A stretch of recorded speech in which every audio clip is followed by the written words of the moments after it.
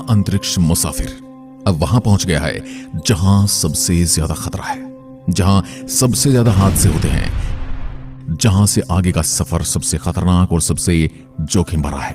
चंद्रयान ने 2 चुनौतियों को तो पार कर लिया है, पर अगली चुनौती सबसे खतरनाक और मुश्किल है। पहली चुनौती थी धरती के गुरुत्वाकर्षण बल से बाहर निकलना, और दूसरी चुनौती थी चंद्रमा के गुरुत्वाकर्षण में प्रवेश करना, क्योंकि यहां पर पहुंचकर इसरो इतनी जल्दी एक्शन नहीं ले सकता जितनी जल्दी अभी तक ले रहा था। क्योंकि जहां पर अब चंद्रयान पहुंच चुका है, वहां पर इसरो की कमांड को पहुंचने में करीब 1.5 सेकंड का समय लगता है, और इतना ही समय लगता है मैसेज को वापस इसरो तक पहुंचने में। और अंतरिक्ष में जिस रफ्तार से चंद्रयान गति कर रहा है, उसके लिए 1.5 सेकंड बहुत ज्यादा मायने रखती है। यही वो जगह है जहां इसरो को सबसे ज्यादा समस्याओं या चुनौतियों का सामना करना पड़ेगा। कहां हो सकती गलतियां और क्या होंगे उसके परिणाम। चंद्रयान के थ्रस्टर को चालू करना और बंद करना कितना मुश्किल काम है। अगर एक बार भी गलती से या तकनीकी खराबी की वजह से थ्रस्टर्स चालू या बंद नहीं हुए तो क्या होगा। लैंडिंग के वक्त इसरो क्यों मदद नहीं कर सकता लैंडर की। लैंडर को आखिरी समय में फैसला खुद ही क्यों लेना है। क्या क्या होने वाला है आने वाले कुछ दिनों में, और क्या रहेगी सबसे बड़ी चुनौतियां, जानेंगे हम आज की वीडियो में।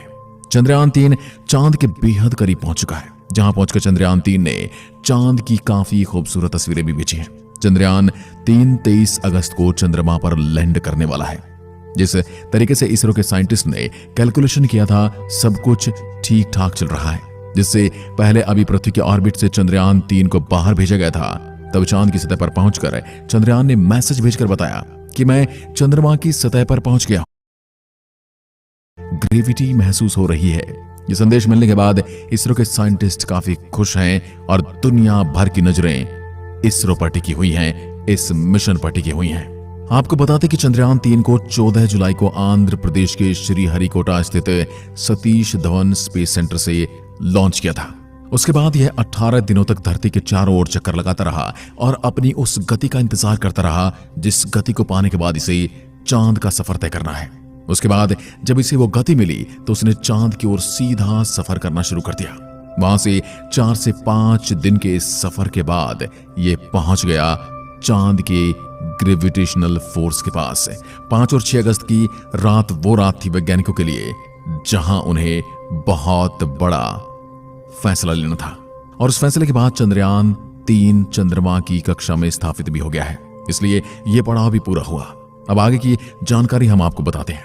17 अगस्त को 5 चक्कर लगाने के बाद स्पेसक्राफ्ट 100 किलोमीटर की ऊंचाई पर आ जाएगा। इसके बाद चंद्रयान 3 के लैंडर मॉड्यूल और प्रपल्शन मॉड्यूल अलग होगा। 18 अगस्त को डिबूस्टिंग प्रक्रिया से चंद्रयान के लैंडर मॉड्यूल की गति को कम किया जाएगा। गति कम करने के लिए इसे 180 डिग्री का घुमाव देकर उल्टी दिशा में घुमाया जाएगा। चांद की तरफ जाने के लिए गति को 1 किलोमीटर प्रति सेकंड कम किया जाएगा। 20 अगस्त को लैंडर मॉड्यूल डी ऑर्बिटिंग की जाएगी। चंद्रयान 3 के लैंडर को 100 × 30 किलोमीटर के लूनर ऑर्बिट में डाला जाएगा। यानी एक बार फिर से है 100 किलोमीटर के सर्कल से एक बार फिर से उसी सर्कल में आ जाएगा, जहां इसकी चांद से नजदीकी दूरी 30 किलोमीटर होगी और अधिकतम दूरी मात्र 100 किलोमीटर। 23 अगस्त को शाम को करीब 5:47 पर चंद्रयान 3 का लैंडर चांद की सतह पर उतर सकता है। क्या है चंद्रयान का मकसद? चंद्रयान 3 के जरिए भारत चांद की स्टडी करना चाहता है। वो चांद के जुड़े तमाम रहस्यों से पर्दा हटाएगा। चंद्रयान 3 चांद की सतह की तस्वीरें भेजेगा, वहां के वातावरण, खनिज, मिट्टी वगैरह जुड़ी तमाम जानकारी को जुटाएगा। बता दें 2008 में जब इसरो ने भारत का पहला चंद्र मिशन चांद पर भेजा था, चंद्रयान 1, तब इसने चंद्रमा की परिक्रमा की और चंद्रमा की सतह पर पानी के अणुओं की खोज की थी। लेकिन दोस्तों, ये काम जितना आपको आसान लग रहा है वो उतना आसान है नहीं। इसमें कई सारे भयानक एक्सपीरियंस का सामना करना पड़ता है, कई सारे हादसों से गुजरना पड़ता है, कई सारी चुनौतियों से गुजरना पड़ता है। इसलिए थोड़ा और इसके मुद्दे की गहराई से अगर जानने की कोशिश करेंगे तो हमें इसकी पूरी प्रक्रिया को समझना पड़ेगा। लेकिन आप ये नहीं समझ पाएंगे कि चंद्रयान 3 तो अभी अंतरिक्ष में है, पर इसको इसरो कक्षा को कैसे बदल रहा है। तो आपको इसका जवाब देना बहुत जरूरी है। दरअसल वैज्ञानिकों को इन बातों के बारे में पहले से पता होता है, इसलिए इसरो ने चंद्रयान 3 की दिशा और कक्षा बदलने के लिए उसमें थ्रस्टर्स लगाए हैं। थ्रस्टर्स आप ये कह सकते हैं कि इसके अंदर कुछ इंजन लगाए गए हैं जो इंजन को चालू और बंद करके हम इसकी दिशा और इसकी गति को कंट्रोल कर रहे हैं। इन थ्रस्टर्स को चालू करके इसरो चंद्रयान 3 की दिशा और गति दोनों को बदल सकता है, दोनों को कंट्रोल कर सकता है। 31 जुलाई की वो तारीख थी जब चंद्रयान 3 पृथ्वी से 1 लाख किलोमीटर दूर चला गया था और फिर उसके बाद ये रास्ता दिख रहा है चंद्रमा और पृथ्वी के बीच का। इस रास्ते पर यह चंद्रयान निकल पड़ा था और इस रास्ते पर लगभग 5 दिन तक इसने सफर किया और उसके बाद यह पहुंचा चंद्रमा के इतने नजदीक कि हम इसे चंद्रमा की कक्षा में उतार सकते हैं। और यहां से हमने इसके थ्रस्टर्स को चालू किया, इसकी स्पीड को 36,000 किलोमीटर प्रति घंटा की रफ्तार से 3600 किलोमीटर प्रति घंटा की रफ्तार पर लेकर आए और फिर इसे चंद्रमा की कक्षा में प्रवेश कराया। पर वैज्ञानिक फिर से उसी प्रोसेस को दोहराएंगे और बार बार इसको दोहराते रहेंगे। मॉड्यूल सिस्टम को चालू करके थ्रस्टर के जरिए चांद की कक्षा में इसकी गति को बार बार कंट्रोल किया जाएगा, बार बार इसकी गति को कम किया जाएगा। फिर राउंड के जरिए धीरे धीरे चंद्रमा के नजदीक जाता जाएगा और फिर 17 अगस्त की तारीख को पेलोड, लैंडर और रोवर मॉड्यूल सब अलग अलग हो जाएंगे।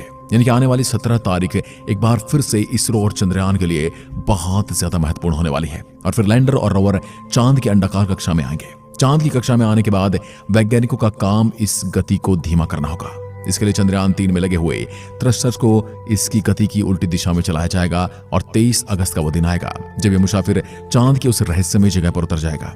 वैज्ञानिकों ने किसी भी समस्या से बचने के लिए कई अलग रास्तों की खोज की है।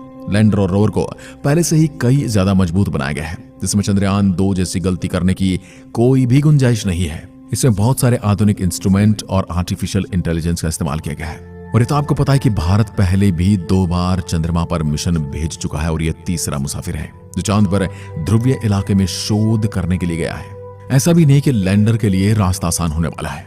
लैंडर को चंद्रमा के उस गड्ढों वाली जमीन के ऊपर चलना है जहां पर आज तक कोई भी नहीं चला है, जहां पर न ही कोई इंस्ट्रूमेंट गया है, न ही कोई जीव गया है और न ही कोई ऑर्बिटर वहां की तस्वीरों को कैप्चर कर पाया है। बड़े बड़े खुलासे करने वाला है क्योंकि एक ऐसी अनदेखी दुनिया में प्रवेश करने वाला है जिस दुनिया को आज तक किसी ने भी नहीं देखा है। इसलिए भारत समेत तमाम अंतरिक्ष एजेंसियों की नजर इस यान पर टिकी हुई है क्योंकि सभी वैज्ञानिक चांद के क्षेत्र से अनजान है, वो इसे जानना चाहते हैं। आज से पहले जिस भी देश ने वहां पर जाने की हिम्मत की है उसका मिशन वहां पर जाने से पहले फेल हो गया है। हालांकि हम अभी भी उसी जोन में अटके हुए हैं जहां से खतरा शुरू होता है, लेकिन इस बार भारत पूरी तैयारी के साथ चांद पर उतरा है। अब आपके दिमाग में सवाल आ रहे होंगे कि इसके अंदर ऐसा कौन सा फ्यूल है जो इसे ब्रह्मांड के अंदर चला रहा है। चंद्रयान 14 तारीख को लॉन्च हुआ था और उसके ठीक 16 मिनट के बाद यह पृथ्वी की ऑर्बिट में पहुंच गया था।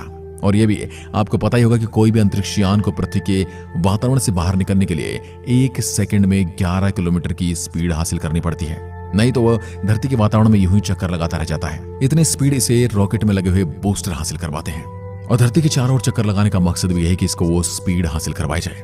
अब यहां पर बात आती है, रॉकेट में जो फ्यूल था वो तो क्रायोजेनिक स्टेज के अलग अलग होते ही खत्म हो चुका है। मतलब लॉन्च से केवल 16 मिनट के बाद से ये पूरी तरह खाली हो चुका है। अब चंद्रयान 3 किससे चल रहा है? तो दोस्तों इस वक्त चंद्रयान 3 तरह की एनर्जी यानी कि ऊर्जा से चल रहा है। एक तो इसके अंदर बहुत सारा ईंधन भरा हुआ है, इसके अंदर 2 फ्यूल टैंक है, दूसरा सोलर एनर्जी और तीसरा है बैटरी। फ्यूल की बात करें तो यहाँ पेट्रोल डीजल का कोई इस्तेमाल नहीं होता, ना ही इसमें एविएशन केरोसिन का इस्तेमाल होता है जो कि हवाई जहाज में इस्तेमाल किया जाता है। किसी भी स्पेसक्राफ्ट में वही ईंधन इस्तेमाल होता है जिसे जलाने के लिए ऑक्सीजन की जरूरत ना पड़े। इसके लिए नाइट्रोजन टेट्रा ऑक्साइड का इस्तेमाल किया जाता है और जब यह चांद के बेहद करीब आ जाएगा तब इसकी स्पीड और इसकी गति को कंट्रोल करना वैज्ञानिकों के लिए बहुत जरूरी हो जाएगा। तब इसके थ्रस्टर्स को बार बार चालू किया जाएगा और इसकी गति को नियंत्रित किया जाएगा।